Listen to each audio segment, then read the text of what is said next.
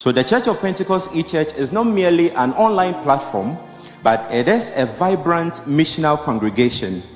And by missional, we mean that we are looking for those who are lost, those who need Christ, and give Christ to them, build them up, and then make them ready for heaven, and unleash them to also change their world. As a result, it is not for existing members of the Church of Pentecost. It is for those who are not members and who need Christ.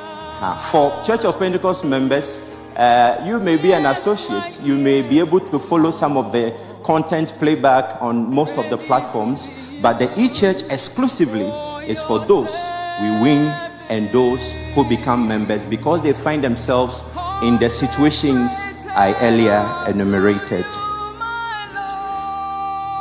The implementation of it is at the global level. So the e-church operates at the global level, and it will run for a period of 1 year. And then it will scale down to the block and then to the national levels as time goes on. It starts as a one assembly, but it would have 3 centers where it will be operating from. So we have a center in Ghana, we have another center or satellite in the United States of America, and then there is another one in India. And then it will have appropriately developed studios where the gospel and then ministry will be discharged to all members all over the world. And at the global level, we are looking at 3 languages. These are English language, Hindi language, and Arabic. These 3 languages together, we are looking at about 2.1 speakers globally. And if, by the grace of God, the e-church is able to win 10% of that, 20% of that, 30% of that, you can look at the numbers that will be able to win for the kingdom of God. These people are those we can't reach physically, but through the internet, through technology, we'll be able to get them for Christ.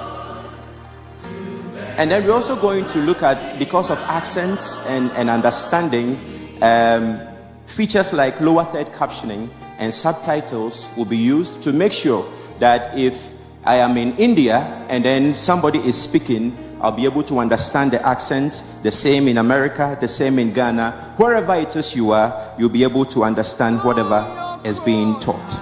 And later on, we are looking at languages like French, Chinese, Spanish, as these are also international languages that are very important, and people there would also need the gospel.